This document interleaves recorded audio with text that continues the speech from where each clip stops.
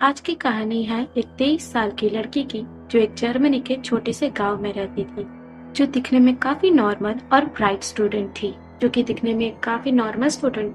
लेकिन धीरे धीरे उसका चेहरा शैतानी दिखने लगा।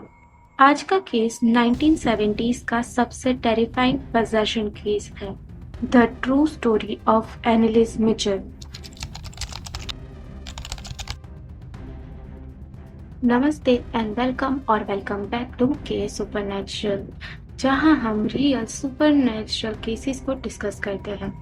एनालिस का जन्म 1952 में जर्मनी के लिम्फिंग गांव में हुआ था। उसकी एक डीपली कैथोलिक रिलीजियस फैमिली थी। चर्च आना, प्रेयर्स करना, ये सब उनकी जिंदगी का एक हिस्सा था। एनालिस एक ब्राइट स्टूडेंट थी।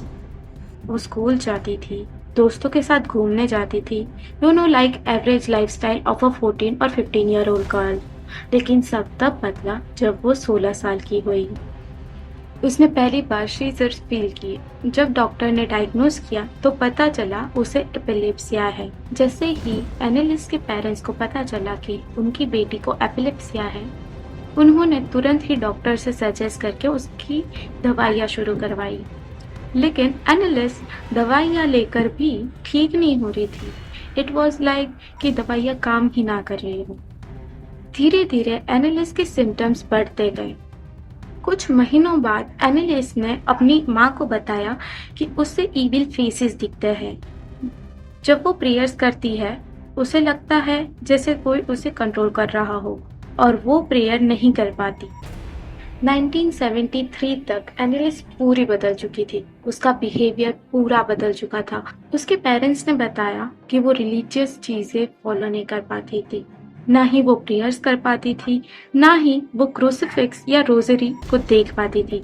और जैसे ही उसके पास होली वाटर ले जाओ तो वो डर जाती और गुस्सा हो जाती।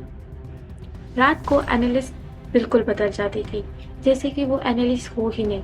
वो ग्राउल करती थी लाइक एन एनिमल। वो 4 पैरों पे चलती थी, कभी कभी खुद को ही हर्ट कर देती थी। और सबसे डिस्टर्बिंग चीज़ है, वो अपनी आवाज़ बदल के बात करती थी, जैसे एक आदमी या एक अजीब सा क्रीचर बोल रहा हो। एनालिस ने इस ड्यूरेशन में काफ़ी सारे डॉक्टर्स चेंज किए, और जितने वो डॉक्टर्स चेंज करती जाती थी उतनी ही उसके प्रिस्क्रिप्शंस बढ़ते जाते थे, लेकिन उस पर कुछ असर नहीं होता था। ऊपर से उसकी हालत बद से बदतर हो जाती। इतनी सारी चीज़ें हो जाने के बाद एनालिस के पेरेंट्स को ये फील होने लगा कि मेडिकल केस नहीं, ये पोजेशन केस है। 1975 में एनालिस के पेरेंट्स ने कैथोलिक चर्च को कन्विंस किया कि एनालिस पे एक ऑफिशियली डिलीवरेंस किया जाए। ये डिलीवरेंस 2 प्रीस्ट द्वारा किया गया। ये डिलीवरेंस सेशंस या फिर प्रेयर्स 10 महीनों में 67 बार किया गया। प्रीस्ट बताते हैं, जब वो डिलीवरेंस या फिर प्रेयर्स एनालिस पे कर रहे थे, तब वो एनालिस अपनी वॉइस के अलावा और भी काफ़ी वॉइसेस में बात करती थी। उसने खुद कहा था कि उसके अंदर 6 अलग अलग डीमंस हैं: Lucifer, Judas, Nero, Hitler, Cain और फ्लैंक्समैन। हर सेशन में एनालिस वायलेंट हो जाती। कभी वो प्रीस्ट पे स्पिट कर देती थी या फिर खुद को हर्ट करती थी। उसका वेट ड्रास्टिकली काफ़ी कम हो गया था, मानो जैसे उसे भूख ही ना लगती हो। 13 जून 1976 एनालिस की डेथ हो गई।